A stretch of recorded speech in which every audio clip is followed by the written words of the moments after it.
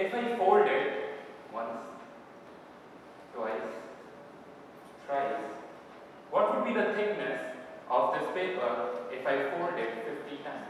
Can anybody answer? It will probably reach to 5 centimeters.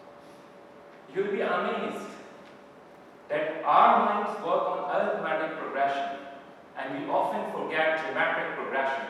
If I fold this paper 50 times in multiplicative effect, this 0.1 mm paper,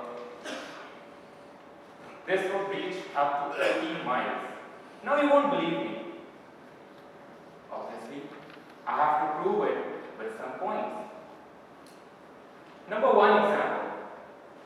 Let me tell you about a story.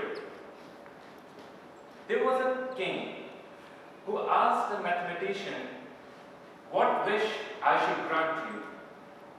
Mathematician thought and said, "You play a chess scoreboard, and each time you make a move, give me 1 grain of rice in multiplicative effect." Oh, people thought he's such a fool, he would have asked for many things. Why he's just asking for a piece of grain? At the end, he might be just carrying 1 kilo of rice. Let's see what happens.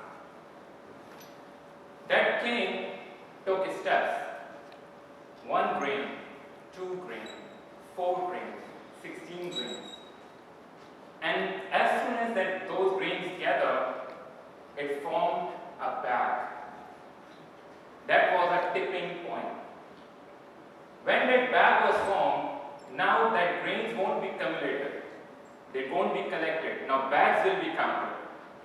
1 bag, 2 bags, 3 bags, 4 bags. And those bags collectively formed a container. Game was still going on. 1 container, 2 containers, 3 containers, and the whole sultanate was going to be given to that person, to that mathematician, until the king ordered, "Assassinate him. Otherwise my kingdom would be gone into his hands." That was a tipping point. When you reach a certain limit, that is a tipping point. Title of my speech is Tipping Point. That's the idea that I need to deliver to you. Somebody was sleeping on 14th of August 1947. He woke up. It was a regular day. Moved the curtains aside. Oh, Pakistan came into being. Fine, let's go to work. That was a tipping point. He didn't know about the efforts that people put into making Pakistan as we know about it. People only know that Pakistan came into being on this day, but they didn't know that it only came into being with the efforts of the people, the smaller efforts, and the lives that people gave to reach that tipping point on 14th August 1947. Example 3. There was a princess who was jinxed by a jinn. In her whole body there were pins inserted. Now to remove that jinx, somebody had to remove those pins. People from the town came and tried very hard to remove each and every pin, and they went to sleep. What happened next? The commoner, you can say, he came late at night and he just removed 2 pins from the eyes. As soon as he removed those last 2 pins, the princess came into life and agreed to marry that person, forgetting what took the efforts of the town, efforts of the people, ignoring those efforts, and actually giving all the credit to the person who removed those eyes, those pins. That was the tipping point. Do you really think that divorce happens with only one word? No. That is a tipping point. Tree fell in a season.